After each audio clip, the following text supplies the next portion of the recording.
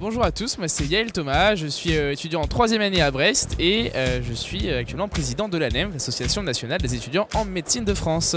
Je m'appelle Roxane Landéozer, je suis étudiante sage-femme qui va entrer en 5e année et je suis à l'université de Versailles-Saint-Quentin en Yvelines. Ok, trop cool, et tu es aussi du coup présidente de l'ANES.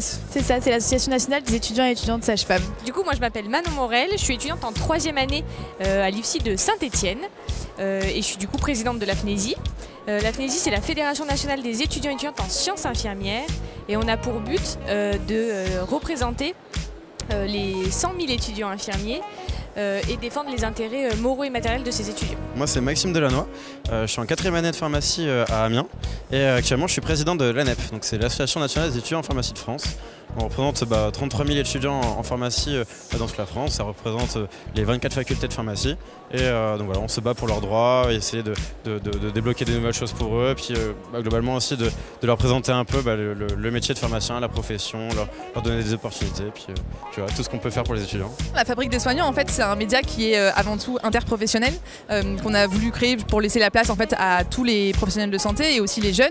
Toi ce serait quoi le message que tu aurais envie de faire passer à travers la Fabrique des soignants? Pour moi, pour l'espoir qu'on peut avoir pour les sages-femmes, au niveau de l'ANES en tout cas, une de nos grosses positions, c'est la valorisation de la recherche et aussi donc la valorisation de l'expertise des sages-femmes, c'est-à-dire la physiologie, tout ce qui va être autour de l'accompagnement des femmes, de leur suivi gynécologique ou leur suivi de l'accouchement, tout quand tout se passe bien aussi, mais également le dépistage des pathologies, tout le côté autour de la prévention. Pour nous, il y a un vrai enjeu parce qu'on va avoir beaucoup de recherches qui vont être faites sur la pathologie, quand justement il y a des maladies, des choses comme ça, mais il n'y a pas forcément actuellement beaucoup de recherches et de valorisation de l'accompagnement tout simplement des femmes.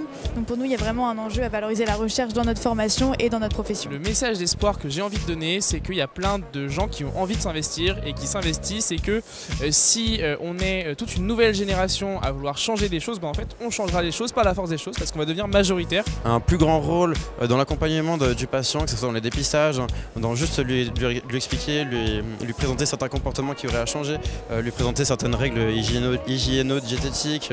C'est toutes ces choses-là qu'on pourrait améliorer et je pense que le jour où on inclura beaucoup plus le pharmacien dans ce rôle de prévention, on pourra avoir peut-être un système de santé qui sera plus réfléchi. Est-ce que tu peux nous présenter quelques initiatives que vous avez défendues lors de ton mandat à la FNESI? Du coup ça va être des droits très individuels lors de la formation, sur des commissions pédagogiques ou alors des stages qui se sont mal passés pour les étudiants. Et après ça va être accompagné dans le projet pour répondre aux besoins étudiants, comme par exemple le panier aubergine. Donc un projet qui vise à proposer aux étudiants des paniers de fruits et légumes à moindre coût pour lutter contre la précarité alimentaire. On a réussi à faire des giga-grèves qui malheureusement ne sont pas toujours hyper écoutés, mais on a quand même réussi à éviter des gros dangers sur la coercition cette année notamment. C'est plutôt cool, on est en train de sortir un gros guide là aussi, un guide surprise qui sortira fin juin, donc on est assez aussi fiers, on a hâte de vous le présenter. La Fabrique des soignants, c'est aussi une plateforme pour valoriser des initiatives qui bougent, que ce soit sur le terrain ou même un peu ailleurs. Est-ce que toi tu pourrais nous parler d'une action que vous avez pu valoriser justement ou monter ou développer au sein de ton association? Là j'ai envie de parler de transition écologique, c'est quelque chose qui nous apporte beaucoup à l'ANEP. L'année dernière on a négocié la convention nationale pharmaceutique, donc c'est vraiment la convention avec la CNAM, donc la sécurité sociale pour les années à venir, et on a fait toute une contribution en listant énormément d'actions de transition écologique qui peuvent être faites simplement à la pharmacie. S'ils émanent pas de notre classe d'âge, des personnes qui s'engagent dans nos milieux, ça viendra pas en fait. Parce qu'au final, c'est vraiment, je pense, notre génération qui est la plus sensibilisée à tout ce qui est transition écologique. Actuellement, on a plusieurs projets de santé publique. Donc on a un jeu, du coup le jeu sous la couette, qui est un jeu de vie affective et sexuelle pour justement pouvoir s'en servir en service sanitaire par exemple, mais auprès des lycées, dans les plannings familiales, etc.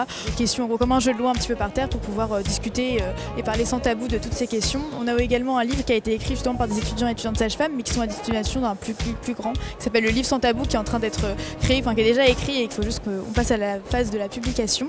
Et c'est vrai qu'en ce moment, du coup, on a notre congrès qui est en juillet, où on va parler de la santé environnementale et le but justement c'est de développer cette thématique auprès des soignants et des étudiants et étudiantes. Et dans ce cadre, on est en train de développer une fresque de l'éco-maternité. Nous, on a lancé le hashtag « Écoutons ce que nous avons à nous dire » dans l'idée de créer justement cette plateforme intergénérationnel et interprofessionnel.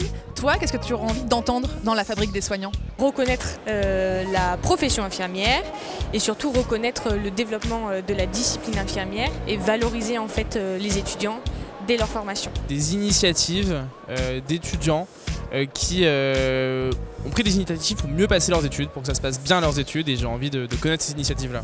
Ce qui peut être intéressant, c'est justement avoir un peu cette vision de tout ce qui peut se faire parmi les différentes professions. J'ai pu voir pas mal d'enjeux grâce à d'autres fédérations qui font pas mal de projets. Je sais que la NEF, du coup, l'association des étudiants en pharmacie, font pas mal de choses notamment sur la santé environnementale. Libérer plus de choses dans le système de santé, parler de choses que nos politiques préfèrent passer sous le tapis.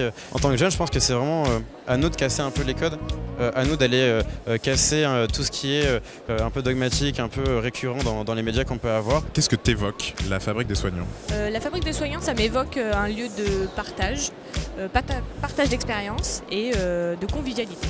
Pour moi, la Fabrique des Soignants, c'est un collectif de quelques étudiants en santé qui bientôt deviendra une grosse plateforme d'échange pour tous les professionnels de santé pour construire un futur système de santé qui soit à la hauteur de ce qu'on aimerait.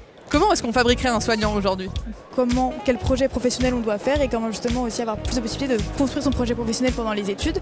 Actuellement, nous on a par exemple beaucoup de stages en hospitalier alors que les sages-femmes peuvent faire d'exercices en libéral, en territorial. On n'a pas forcément le temps de justement voir toutes les facettes du métier, toutes les compétences. Donc peut-être quelque chose qui va être plus personnalisé sur notre parcours professionnel. Si j'avais une chose à dire, c'était n'hésitez pas à vous engager. Engagez-vous comme vous pouvez au maximum, partout où vous pouvez et vous en sortirez forcément grandi, quoi. Rendez-vous sur Twitch le 31 mai pour le premier épisode.